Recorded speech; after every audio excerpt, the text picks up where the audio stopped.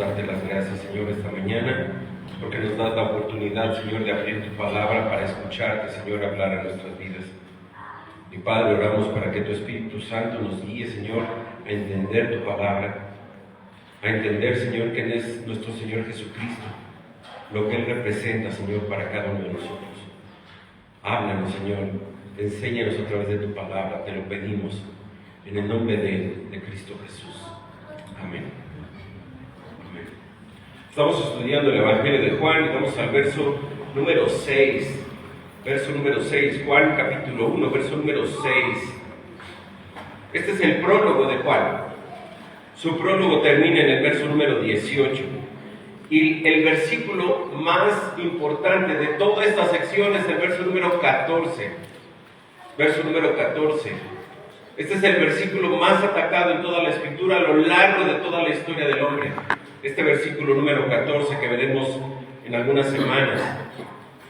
El propósito de Juan es que entre nosotros reconozcamos a Cristo como el Hijo de Dios y que creyendo, dice Juan 20:31, tengamos vida en su nombre. Ese es su propósito. Que reconozcamos a Cristo como el Verbo de Dios, como dice el verso 1, que reconozcamos que el Verbo es Dios, que el Verbo se hizo hombre, que siendo la luz del mundo enviada al mundo, dice el verso 4 y 5, Él es la luz. Él es la luz. Esa luz que es rechazada por unos, aceptada por otros, es Cristo Jesús. Es Cristo Jesús. Vamos a ver en estos versículos del 6 al 13, algunos elementos de la luz de Cristo que nos motivarán a seguir creyendo en Él como Salvador. Algunos elementos de la luz de Cristo que nos motivarán a seguir creyendo en Él como tu Salvador. Vamos a ver hoy la luz atestiguada, versos 6 al 8, la luz desconocida, versos 9 y 10, la luz rechazada, verso 11, y la luz transformadora, verso 12 y verso 13. Esto es el bosquejo de lo que vamos a estar viendo, Tal vez, si hablamos de luz, todos entendemos qué es la luz, ¿no? Ninguno diría, no, pues no sé qué es la luz. Prendemos el foco y de inmediato aparece la luz. Es más, una de las cosas más rápidas que existen es la luz. Viaja no sé cuántos kilómetros por hora la luz. La humanidad va a terminar con toda la naturaleza, con todo lo que hay. Va a haber una guerra y todos los seres humanos van a quedar ciegos. Entonces todos los personajes de la serie son ciegos. Nadie, no podríamos ver sin luz. Si no hubiera sol, si no hubiera luz artificial, estaríamos a ciegas. No podríamos ver absolutamente nada. No tendríamos oportunidad de distinguir. Prevalecieron contra ella. No prevalecieron contra ella. Y de repente, después de hablarnos de Dios, del Verbo, ese Verbo que era Dios, ese Verbo que creó todas las cosas, traducido en la Reina Valera, pero si tú lo lees en otras versiones, ya lo traduce como como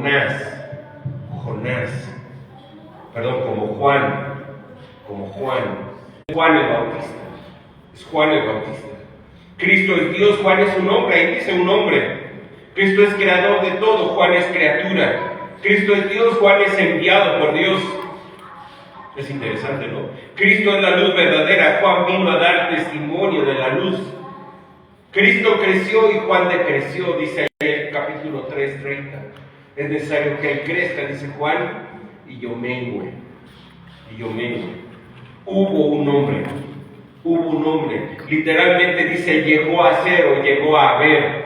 Hubo un comienzo del tiempo para Juan. Juan no era eterno, ya lo mencioné. Hubo un tiempo y un espacio para que este hombre apareciera. Hubo un hombre enviado de Dios, el cual se llamaba Juan. Tenemos más información de Juan en el libro de Lucas.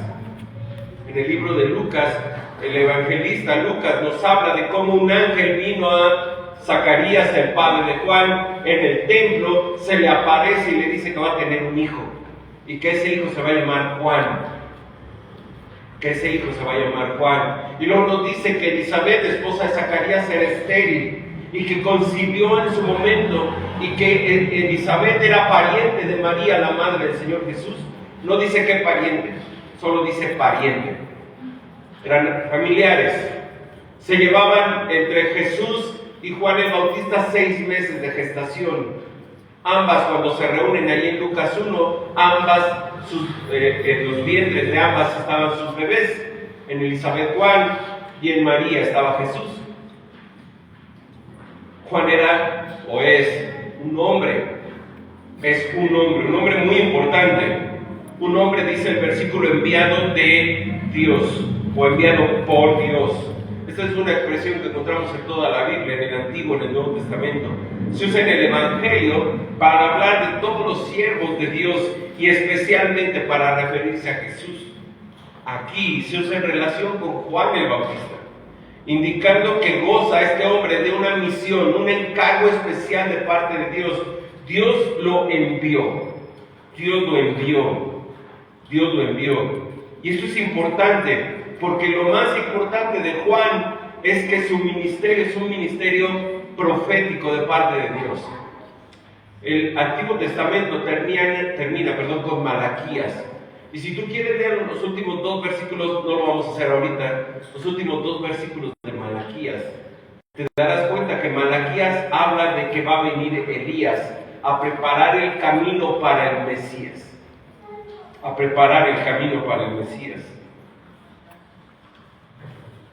Juan es ese hombre que vino a preparar el camino del Mesías.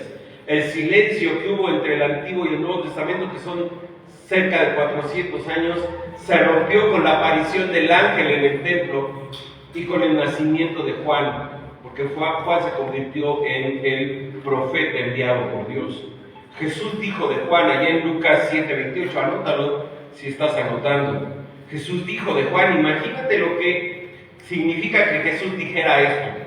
Os digo que entre los nacidos de mujeres no hay mayor profeta que Juan el Bautista. Pero el más pequeño en el reino de Dios es mayor que él. Si hubo un hombre grande antes de Cristo, fue Juan. Antes de Cristo, el hombre más grande sobre la tierra fue Juan el Bautista. ¿Y sabes por qué? Porque tuvo una misión muy importante. Tuvo una responsabilidad muy importante. Su responsabilidad fue hablar, dar testimonio de Cristo, de la luz verdadera,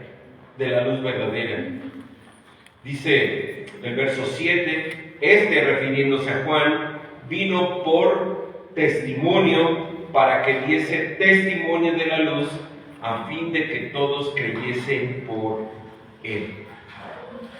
Juan vino para dar testimonio, Y ahí mismo, vean el verso 19. Este es el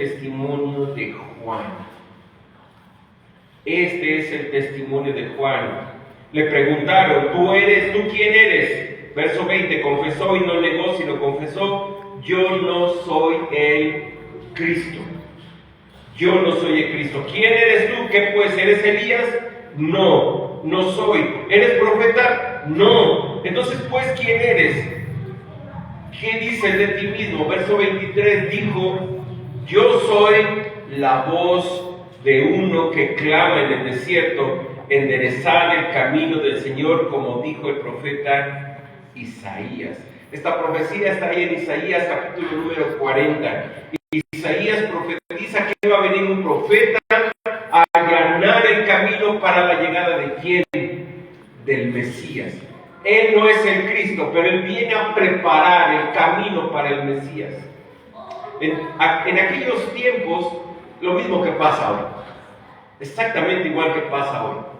El gobierno, el rey, el emperador, enviaba un séquito de súbditos a preparar el camino porque iba a pasar el rey. Y entonces, ¿qué hacían? Quitaban piedras, allanaban el camino, quitaban ramas, hacían todo lo posible porque cuando pasara el rey, no brincoteara la camioneta, no entrara en baches. Se parece mucho a como pasa hoy, ¿no? Va a venir el presidente, limpien. No vaya a venir sucio. Va a venir la gobernadora, bueno, sí es gobernadora, ¿no? Va a venir la gobernadora, pinten las banquetas, pinten porque va a pasar la gobernadora. Bueno, lo mismo pasaba en aquel tiempo. ¿Qué hizo Juan? Eso. Preparó el camino porque iba a venir ¿quién? El Mesías. El Mesías iba a venir. Y es interesante que cuando los judíos ven a Juan y escuchan la profecía de Isaías, ellos saben perfectamente que el Mesías que ya viene. El Mesías ya viene. Si Juan viene a preparar el camino, es que el Mesías está por llegar. El Mesías viene. Porque ellos esperaban un Mesías guerrero, conquistador, fuerte, poderoso, valiente. Y vino uno manso y humilde a la tierra a morir por ellos en una cruz. Ese fue el problema para los judíos. Siguen esperando ese Mesías por cierto. ¿Sabe qué? Ese Mesías va a venir como Rey de Reyes y Señor de Señores.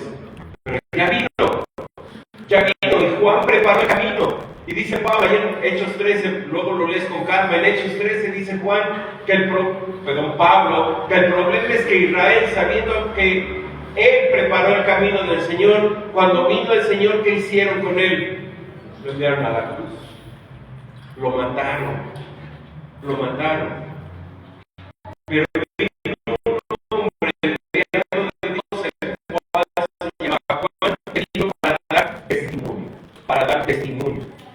Juan fue enviado por Dios a preparar el camino para el Mesías. Y lo preparó.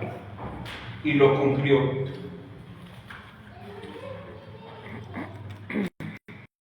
El testimonio del cual es una afirmación, una aceleración de una cosa de lo cual uno está absolutamente seguro. Juan sabía que él no era el Cristo, pero Juan sabía que el que venía era ¿quién? El Cristo. El Cristo. 33.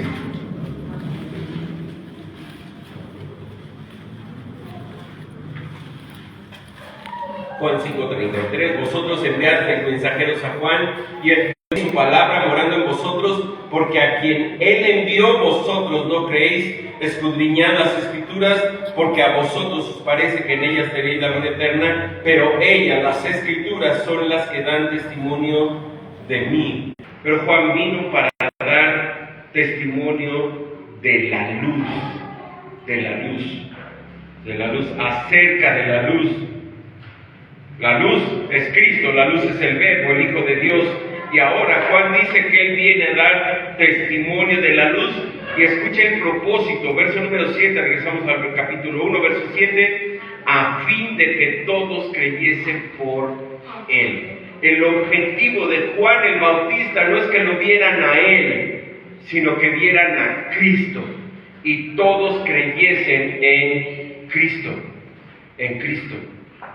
Que todos crean en Cristo. Este es su propósito de Juan. Por cierto, este es el mismo propósito que el Evangelio de Juan, hacer que todos creamos que Cristo es el Hijo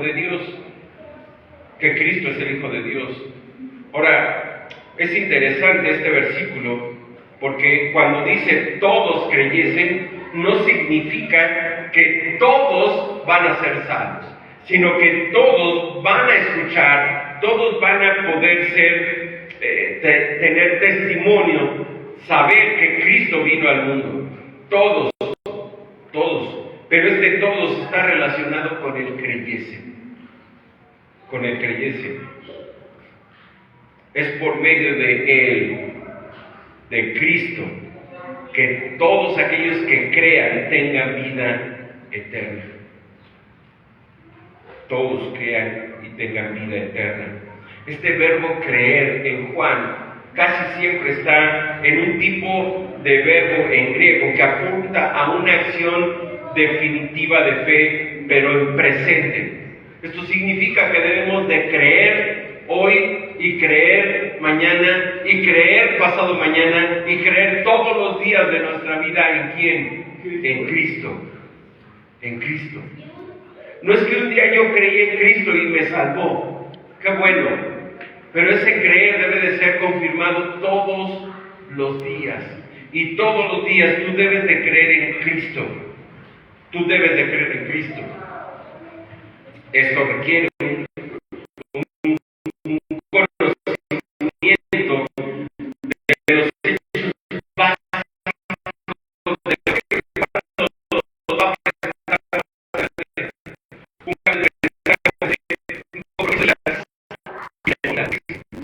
lo más importante del Evangelio de Cristo está en el verso 14. Lo más importante está en el verso 14. No lo vamos a ver hoy, pero quiero volverlo a leer, porque esto es lo que tú debes de creer de Cristo.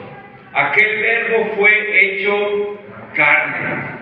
Ese Dios todopoderoso, ese Dios creador de todas las cosas, se hizo hombre, se hizo carne y habitó entre nosotros. Habitó en este mundo, habitó entre nosotros. Y vimos su gloria, dice Juan, gloria como del unigénito del Padre, lleno de gracia y de verdad. Este es el hecho básico del Evangelio, que Cristo vino al mundo, se hizo carne y habitó entre nosotros. Sigue hablando de Juan, verso número 8. No era él la luz, Juan no era la luz, sino para que diese testimonio de la luz. Juan no era el Mesías, no era el Mesías. Juan vino para dar testimonio de la luz, para dar testimonio de la luz. No era él la luz, no era él la luz. Cuando se habla de Cristo como la luz, se diferencia mucho de Juan. Cuando dice que Juan trajo luz, dice que esa luz que Juan trajo es como una pequeña lámpara. Es como una pequeña lámpara. A diferencia de Cristo que trajo la luz verdadera, Juan trajo una pequeña lámpara. Juan mostró algo de Cristo. Como nosotros, allá en Mateo dice que nosotros somos la luz del mundo. Bueno, no es que seamos luz como Cristo, sino reflejamos la luz de Cristo en nuestras vidas. Y lo que la gente puede ver es a Cristo, o lo que debería de ver es a Cristo en nuestras vidas. No somos la luz, pero damos testimonio de la luz. Reflejamos la luz de Cristo. Y quienes nos rodean deberían de ver a Cristo en nosotros. Deberían de ver a Cristo en nosotros. Cuando los primeros cristianos fueron reconocidos como seguidores de Cristo, les llamaron cristianos, Cristos pequeños, iguales a Cristo pero más chiquitos. Así debería de vernos la gente que nos rodea.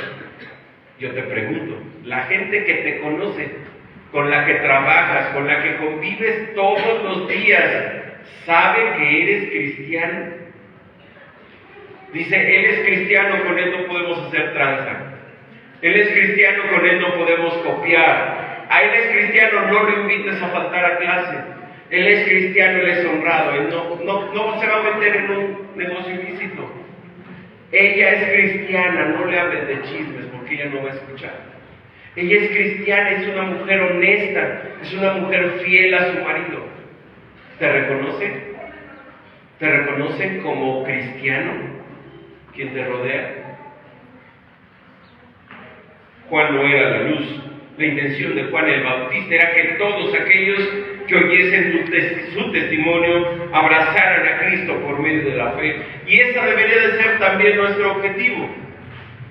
Que todos aquellos que nos ven y nos escuchan puedan voltear a ver a quién, a Cristo, a Cristo, a Cristo.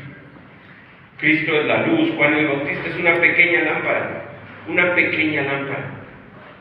Juan el Bautista fue enviado para beneficio del pueblo de Israel, para que fuera alguien que dirigiera su atención a la verdadera luz que es Cristo,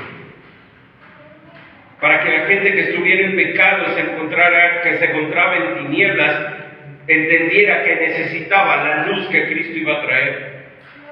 La meta de Juan era que todos creyesen en Jesús. Esa debería ser nuestra meta. Ese debería ser nuestra meta. Ese debería ser nuestro propósito. Que aquellos que me rodean puedan ver a Cristo en mi vida. Y entonces yo tengo oportunidad de predicar el Evangelio de Cristo. Predicar el Evangelio de salvación. Él es la luz atestiguada. Juan vino para dar testimonio de la luz. Pero tristemente, aun cuando vino la luz al mundo, aun cuando se mostró la luz verdadera, la gente no creyó. Esta luz fue desconocida por quienes estaban ahí. Verso 9 y verso 10. Dice Juan: aquella luz verdadera que alumbra a todo hombre venía a este mundo. Esta luz verdadera, esta luz real, genuina, ideal, esta luz verdadera, esta luz que es de verdad, que es completamente distinta a una luz falsa, esta luz verdadera alumbra a todo hombre. Alumbra a todo hombre. Obviamente no significa salvación universal. No significa que todos van a ser salvos. Significa que Cristo, siendo la luz, alumbra a cada persona, dando como resultado o salvación o condenación. Eso es lo que significa. Eso es lo que significa. Leíamos la semana pasada Juan 3:18. Acompáñame a Juan 3:18. Juan vuelve a hablar de Cristo como la luz del mundo. Juan 3:18. Juan 3:18. Estoy seguro que todos el 16, pero del 17 adelante ni siquiera los habíamos tal vez puesto atención. Observa el verso 18. El que en él cree, el que cree en Cristo no es condenado, pero el que no cree en Cristo ya ha sido condenado, porque no ha creído en el nombre del unigénito Hijo de Dios. Y esta es la condenación. Escucha, que la luz vino al mundo. ¿Quién es la luz del mundo? Cristo.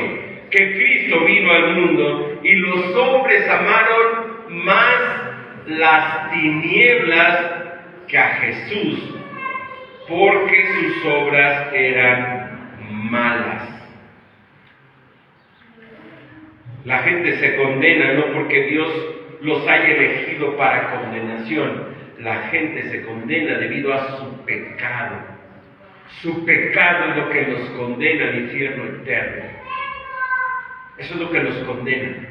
Dios no los condenó, ellos se condenaron. ¿Por qué?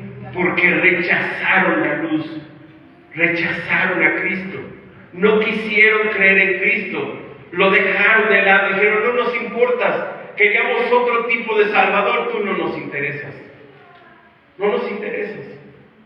¿Por qué? Porque amaron su pecado, amaron más las tinieblas, su maldad, su pecado que a Jesús. Son impresionantes las noticias que podemos escuchar en la semana. Tristes. Pasó algo en Argentina muy triste, con una niña de 7, 8 años. Si escucharon la noticia, hermanos, nos debería de dar vergüenza a la humanidad en la que vivimos. Nos debería de dar vergüenza el hombre que está a nuestro alrededor, porque no es solamente que peca, es un hombre malo, completamente depravado en su pecado. Hay maldad en su corazón para hacer a una niña de 7 años lo que le hicieron 2 chamacos de 18 años. Creo que por ahí 18 años. ¿Por qué lo hacen? Porque aman su pecado, pero lo disfrutan, porque lo desean su pecado, porque no son capaces de amar a Cristo. Porque cuando Cristo vino, los hombres lo rechazaron, los hombres lo abandonaron, no quisieron saber nada de él. Verso número 20, estamos ahí en Juan 3. Porque todo aquel que hace lo malo, escucha cómo es que hace con Cristo, lo aborrecen, aborrece la luz y no viene a la luz para que sus obras no sean reprendidas. Esa es la condición del pecador, esa es su relación con la luz, con Cristo. Ellos no van a venir a Cristo porque Cristo su luz los repele. Son como animales nocturnos, como las cucarachas, que cuando se prende la luz en casa salen corriendo. Así es, exactamente igual. Es exactamente igual. En contraste, verso 21, el que practica la verdad viene a la luz para que sea manifiesto que sus obras son hechas en Dios. Hay un gran contraste entre el creyente y el incrédulo. El incrédulo aborrece la luz. El incrédulo aborrece a Cristo. El creyente ama a Cristo. Practica la verdad. Viene a la luz. Busca a Cristo. Busca a Cristo.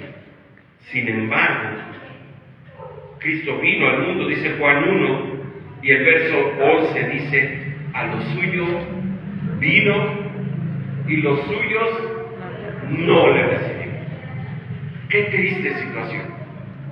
Qué triste situación. Las buenas nuevas de salvación son ofrecidas a todos, pero solo aquellos que creen en Cristo, aquellos que ponen su fe en Cristo serán salvos. El verbo, la luz verdadera, alumbra solo aquellos que creen, porque los incrédulos seguirán viviendo ¿en qué? En tinieblas, amando su pecado, amando su condición espiritual, disfrutando de su maldad, disfrutando de su maldad. En el mundo estaba la luz, dice el verso número 10, y el mundo por él fue hecho, pero el mundo no le conoció. Y cuando se refiere a mundo, no se refiere al planeta Tierra, no se refiere al planeta Tierra, se refiere a los hombres, a la humanidad que habita el planeta Tierra. Esta luz verdadera en el mundo está, significa que el Dios eterno se humilló y vino a su propia creación. Por él el mundo fue hecho, pero él entró a su creación. Él entró a su creación, lo vamos a ver allí en el verso número 14. Pero en lugar de que el mundo lo abrazara, en lugar de que el mundo lo reconociera, el mundo no le conoció. El mundo no le conoció. Este verbo es un verbo muy importante, el verbo conocer. Ginosko en griego. Ginosko. No significa solamente conocer o comprender algo, sino reconocer algo como propio. Reconocer algo con lo cual quiero tener una relación íntima de amor. El mundo no conoció a Cristo. Supo de Cristo, pero no le conoció como Dios quiere que le conozcamos. El mundo tuvo la oportunidad de conocer a su Creador, a su soberano, pero no lo hizo. No lo hizo. Y este versículo 10 resume todo lo que sucedió en la vida de nuestro Señor Jesucristo. Él estuvo aquí y el mundo no le reconoció, no quiso conocerle, no quiso tener una relación con Él. Esta humanidad no le conoció, no le conoció.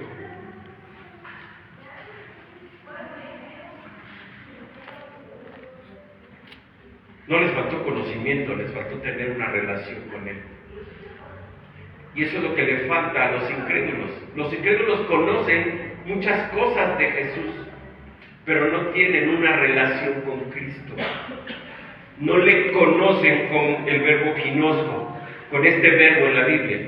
No le conocen, no lo conocen. No es que les falte la oportunidad de conocerlo porque Él está aquí.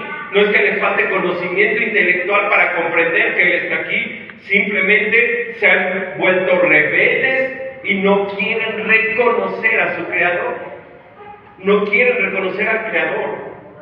¿Te acuerdas qué dice Pablo en Romanos 1? Acompáñame a Romanos 1. Romanos capítulo 1. Simplemente esta es la naturaleza humana. Esto es como el hombre hoy está viviendo. Romanos capítulo 1. Voy a empezar en el verso 18. Porque la ira de Dios se revela desde el cielo contra toda impiedad e injusticia de los hombres que detienen con injusticia la verdad. Porque lo que de Dios se conoce les es manifiesto, pues Dios lo manifestó.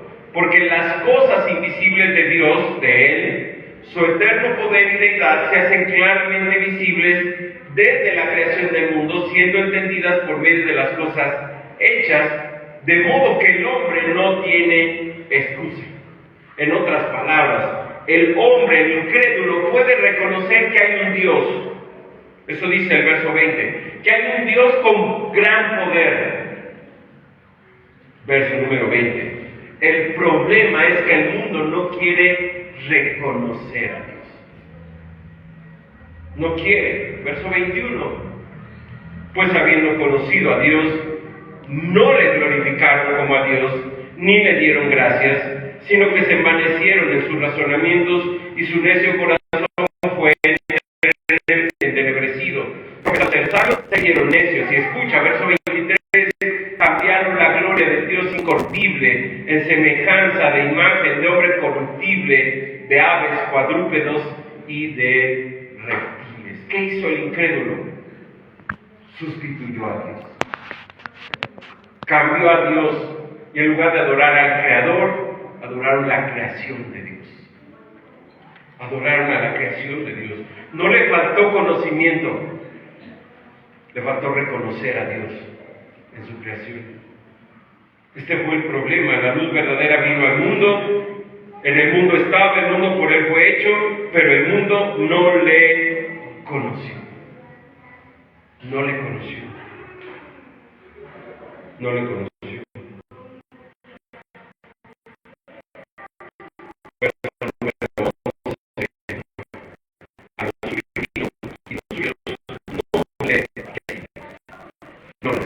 En lugar de conocer a Cristo, su propio pueblo le rechazó. Le rechazó. Es como si Juan hubiera dicho, él estaba en el mundo llegó a existir por él, pero a pesar de ello el mundo no le conoció, vino específicamente a su hogar, a su familia. Sin embargo, su propio pueblo le rechazó. Le rechazó. Israel era de Dios, Dios era posesión de Dios. En el Antiguo Testamento se nos habla claramente que el pueblo de Israel es el pueblo de Dios, el pueblo que Dios escogió a través de Abraham. Ese pueblo no le recibió, no le recibió. El mejor comentario de la tragedia de Israel lo encontramos en Isaías capítulo 1. Acompáñame a Isaías capítulo 1. Isaías 1, versos 2 y 3.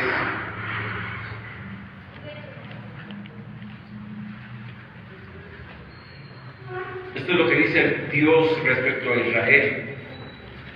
Oíd cielos y escucha tu tierra, porque habla Jehová. Crié hijos y los engrandecí, y ellos se rebelaron contra mí. El buey conoce a su dueño, y el asno el pesebre de su señor. Israel no entiende. Mi pueblo no tiene conocimiento. Qué triste la situación de Israel. Y en lugar de recibir al Mesías, lo rechazó. Él vino a lo suyo, a los suyos, a sus propias casas. Vino a habitar en medio de ellos. Y en lugar de recibirle, todos le rechazaron. Todos le rechazaron. A excepción de los que va a mencionar en el verso 12 y verso 13. El resto lo rechazó. Muchos judíos escucharon el Evangelio, pero muchos judíos, cuando Jesús los llama a tener un compromiso con Él, ¿sabes qué hicieron? Dijeron, no podemos seguirte, no podemos seguirte. Acompáñame al capítulo 6 de Juan. Alimenta 15,000 personas. Y cuando Jesús les dice que tienen que comer su sangre y beber su carne, al revés, ¿verdad? Beber su sangre y comer su carne, ellos se van, lo abandonan. Y dice el verso 60, al oírlas muchos de sus discípulos dijeron, Juan 6:60, dura es esta palabra, ¿quién la puede oír? Sabiendo Jesús mismo que sus discípulos murmuraban esto, les dijo, ¿esto os ofende? ¿Esto os ofende? Verso 66, desde entonces muchos de sus discípulos volvieron atrás y ya no andaban con él. Dijo entonces Jesús a los 12, ¿queréis acaso iros también vosotros? Le respondió Simón Pedro, Señor, ¿a quién iremos? ¿A quién iremos? Tú tienes palabras de vida eterna.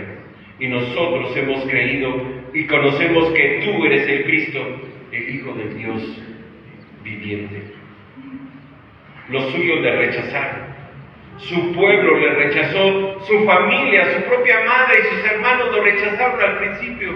Ellos creyeron hasta después de la resurrección. Todos le rechazaron. Todos le rechazaron. No le recibieron. No le recibieron. Y el tiempo del verbo en griego indica una acción decisiva y final. En otras palabras, el pueblo de Israel tomó la decisión de rechazar al Mesías. ¿Y sabes qué pasó? Dios fue hacia los gentiles, hacia nosotros, hacia nosotros. Ese pueblo de Israel lo rechaza al Mesías. No quieren saber nada de él. No era el que ellos esperaban. Pero Dios dijo, tengo otro pueblo. Tengo otro pueblo, y a ese pueblo voy a ir. Y voy a ir por él porque lo voy a comprar, dijo Cristo, con mi propia sangre. Con mi propia sangre. Versos 12 y 13 que veremos la próxima semana. Mas a todos los que le recibieron, a los que creen en su nombre, aquellos que son creyentes, les dio potestad de ser hechos hijos de Dios. Y de esto hablaremos la próxima semana, los cuales, estos que son hijos de Dios, no son engendrados de sangre, ni de voluntad de carne, ni de voluntad de varón, sino de Dios. Sino de Dios. Hubo quienes rechazaron a Cristo, quienes lo llevaron a la cruz, quienes permitieron que muriera en una cruz en la forma más humillante posible que había en aquel entonces para que alguien muriera. Y creo que todavía sería la peor humillación del mundo morir en una cruz. Cristo fue a la cruz a morir porque ese era su propósito. Desde el principio de su ministerio él sabía que iba a llegar a la cruz. Él lo sabía. Marcos 10,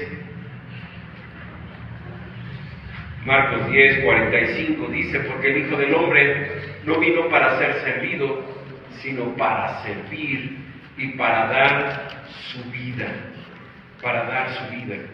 Y Jesús lo sabía. Jesús sabía que tenía que llegar a la cruz a dar su vida por nosotros. Él lo sabía. Él sabía que su ministerio era corto, 3 años y medio, un poco menos, un poco más. Pero su propósito, sus ojos, su mente estaba puesta en una cruz donde tenía que morir por nosotros. Y murió. Y murió. Su vida perfecta le permitió ser el sacrificio perfecto en la cruz por nuestros pecados. Él murió en la cruz como el Cordero de Dios que quita el pecado del mundo. Con su sangre nos redime, paga la deuda que teníamos por nuestro pecado y Dios nos da la bendición de ser sus hijos. La bendición de ser sus hijos. Y cada vez que recordamos el sacrificio de Cristo, tenemos que recordar también que Él va a volver por nosotros, que Él va a regresar por su iglesia, que no estamos aquí, simplemente vamos de paso, porque nuestra morada no es terrenal, nuestra morada es celestial con nuestro Dios. Aun cuando muchos le rechazaron, hubo algunos que le recibieron, que creemos en Él y que le reconocemos como Señor y Salvador de nuestras vidas. Padre, queremos agradecer, Señor, por tu palabra, agradecer por la vida de tu Hijo, Padre, por aquella luz verdadera que vino a este mundo a dar su vida por nosotros, que se encarnó, que tomó forma humana, que se hizo hombre para vivir como hombre en perfección, sin pecado, siendo tentado en todo, pero sin pecado en él, para poder morir en una cruz como el Cordero perfecto, tu Cordero que quita el pecado del mundo. Gracias, Padre, por la vida de tu Hijo Jesús. Gracias porque eso nos recuerda, Señor, la salvación, la gracia de la salvación que tú has derramado en nuestras vidas. Y te agradecemos, Padre, por ello. Gracias, Padre, porque eres bueno. Gracias, Señor, porque te dignaste a voltear a ver a miserables pecadores que éramos nosotros, para darnos vida en tu Hijo Jesucristo.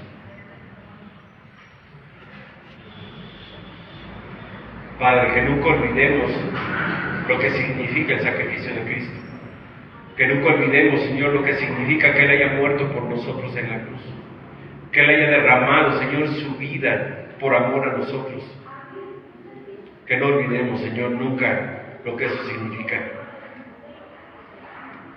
Que busquemos, Señor, la santidad que tú demandas de nosotros. Que busquemos ser como Cristo, Padre. Y que mostremos a otros, Señor, la luz de Cristo en nuestras vidas. Padre, ahora que vamos a recordar la muerte de nuestro Señor Jesucristo a través de su cena, a través de esta cena, Señor, que hemos preparado, queremos pedirte, Padre, que nuestros corazones vengan delante de ti limpios, que podamos hacerlo, Señor, con corazones puros, sin maldad, Señor, buscando ser agradables delante de ti, Padre. Perdona nuestros pecados, Señor. Perdónanos nuestros pensamientos, nuestras actitudes, nuestros deseos, Señor, nuestras acciones, nuestras palabras. Perdona todo aquello, Padre, que es indigno del Dios Santo en el que creemos. Y llévanos, Señor, a una vida santa, como la vida de tu Hijo Jesús. Que podamos alcanzar la estatura del varón perfecto. Y que aquellos que nos rodean, Señor, puedan ver a Cristo en nuestra vida.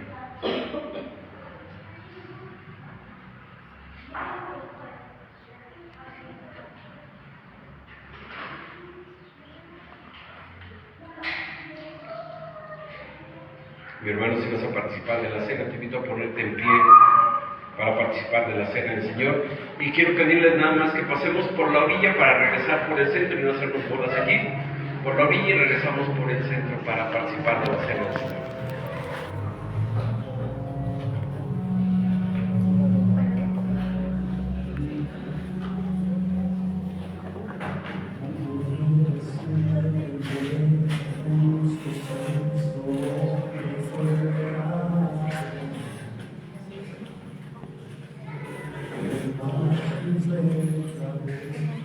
Adelante, mis hermanos.